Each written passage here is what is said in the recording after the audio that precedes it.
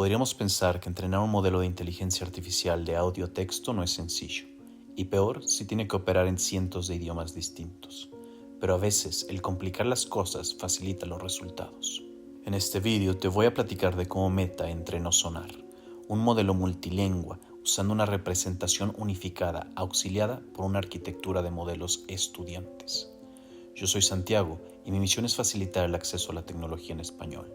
Te invito a que me acompañes. Para Meta es importante ser capaces de traducir cientos de idiomas de forma rápida y poco costosa, especialmente en un mundo de redes sociales que cada día se mueve más hacia el vídeo.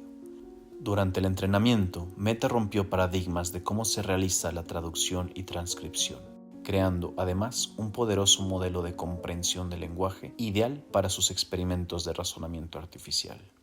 El primer mito que Meta rompió fue que se requerían traducciones de secuencia a secuencia para cada idioma distinto. Los lenguajes tienen sutilezas y la forma en que se traduce el español al francés no es la misma que de español a inglés.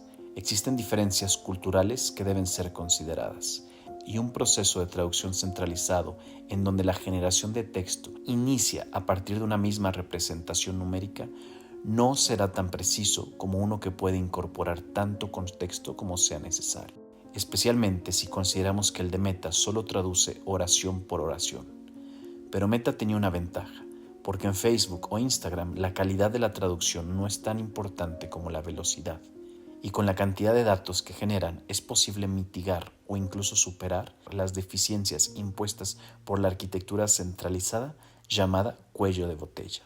Porque al momento de traducir cada lenguaje, desemboca en una representación numérica común que se utiliza para reconstruir el significado de una oración en otro lenguaje. Aún más, esa misma representación común es utilizada para transcribir audios, logrando traducir videos instantáneamente. Pero ahora, el problema que tenemos es cómo crear esa representación común.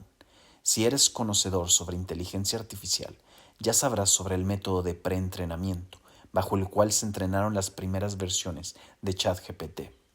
De hecho, el modelo que hoy conocemos fue accidental. En sus inicios se buscaba entrenar modelos diferentes para distintas tareas de lenguaje, incluyendo traducción, sumarización y respuesta de preguntas. Pero conforme aumentaba el tamaño del modelo y la cantidad de datos también, se dieron cuenta que un solo modelo podía resolver todas esas tareas si recibía instrucciones apropiadas. Fue uno de los primeros usos de preentrenamiento que logró éxito comercial. Y es esta misma estrategia la que Meta utilizó para crear este espacio de representación común. En total, utilizaron 4 técnicas distintas. Diseñar procesos de preentrenamiento es una de las tareas más creativas y gratificantes que hay en inteligencia artificial. La primera que usaron fue la más obvia, un proceso de construcción y reconstrucción en donde utilizaban una frase, por ejemplo, en inglés, y la traducían al español, buscando regresar a la frase original en inglés. Pero importantemente pasaban por la representación numérica, tanto de ida como de vuelta.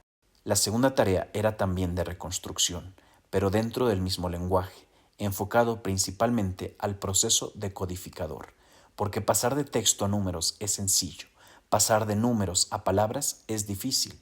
Esto es lo que hace ChatGPT. Pero pasar de números a enunciados es prácticamente imposible y es lo que intentaban lograr. Para incrementar la dificultad, añadieron ruido o distorsiones durante el proceso, resultando en un modelo resiliente y robusto, muy valioso para transcribir audio que, a diferencia del texto, opera en espacios continuos. La tercera tarea es una de las más comunes durante el preentrenamiento, porque son tareas exclusivamente numéricas que aparentemente no tienen repercusión en el resultado final, porque están muy lejos de lo que el usuario ve, pero es de fundamental importancia para la precisión del modelo. Consiste en explícitamente buscar la alineación de la representación numérica de textos en distintos idiomas. Si sigues el canal, seguramente ya conoces sobre incrustaciones, el proceso codificador en donde las palabras y enunciados se transforman en vectores numéricos.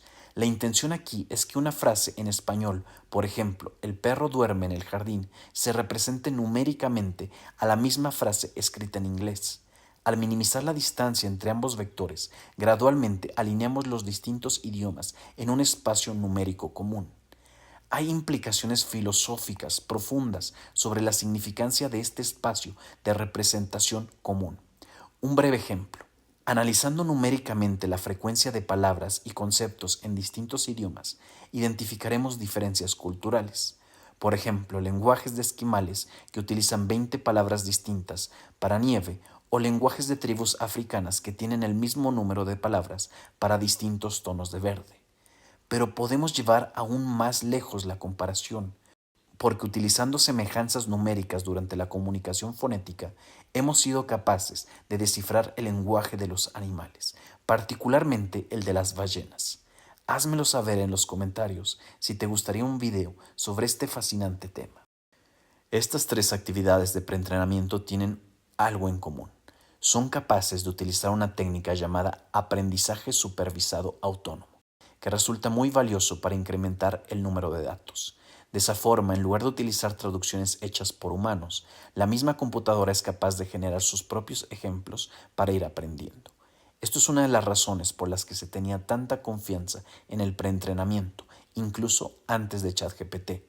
Pero la última técnica que Meta utilizó demuestra su genialidad, ya que incrementa exponencialmente la capacidad de generar datos sintéticos, y está basada en la observación de que en el espacio vectorial semántico podemos aplicar operaciones matemáticas para responder preguntas desde analogías hasta de cultura general.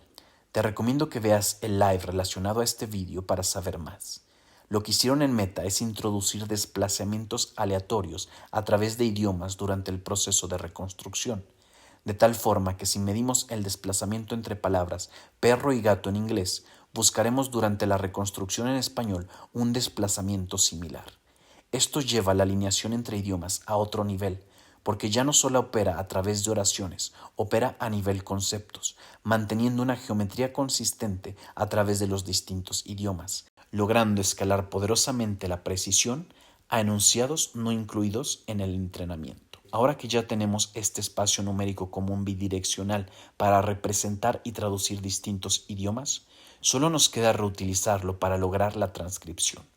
Podríamos pensar en utilizar un proceso similar, pero lo que Meta implementó fue una arquitectura de estudiante-maestro, en donde el modelo estudiante intentaba aprender la representación del audio dentro del mismo espacio común multilingüal. Algo que sería interesante reflexionar es qué tanto facilita la robustez y generalización del espacio semántico al haber sido entrenado en tantos idiomas. En total, Meta logró la traducción de 200 idiomas y la transcripción de 37. Otra pregunta interesante es comparar la eficiencia tanto computacional como en cantidad de datos de los distintos métodos de aprendizaje. ¿Por qué para el caso multilingüal fue mejor utilizar una estrategia de preentrenamiento, mientras que para el caso multimodal una de aprendizaje supervisado? Parte de las razones son prácticas, porque mientras que en el proceso multilingüal el espacio semántico era flexible, durante el entrenamiento multimodal se volvió estático. ¿Qué otras preguntas te parecen interesantes a ti sobre el modelo multimodal multilingüal de Meta? Me quiero despedir compartiendo 3 pensamientos más. El primero es hasta qué grado podemos escalar esta noción de un espacio de representación común entre objetos distintos que pertenecen a una misma categoría.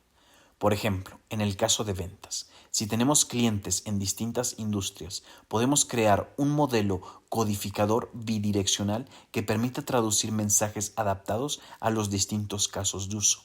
De tal forma, reutilizar lo que es efectivo en clientes existentes para entrar a una nueva industria.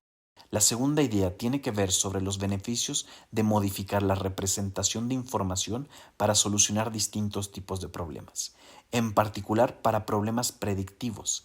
Ejemplo en finanzas, donde se utilizan series de tiempo, pero quizás sea más efectivo encontrar una representación diferente y podemos utilizar las técnicas de compresión y autocodificación para generar estos espacios altamente semánticos. La última idea es un poquito más general. Es sobre la arquitectura de estudiante-maestro, que es muy común utilizar en compresión del tamaño de los modelos de lenguaje. Pero me pregunto si dentro de procesos de imitación en tareas que seres humanos realizamos, encontraremos beneficios adicionales, por ejemplo, usando aprendizaje por refuerzo.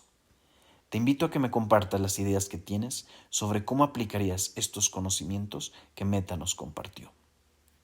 Te agradezco mucho tu atención. Si quieres saber más sobre el tema, te recomiendo el vídeo previo que habla sobre el modelo conceptual de Meta para generación de texto.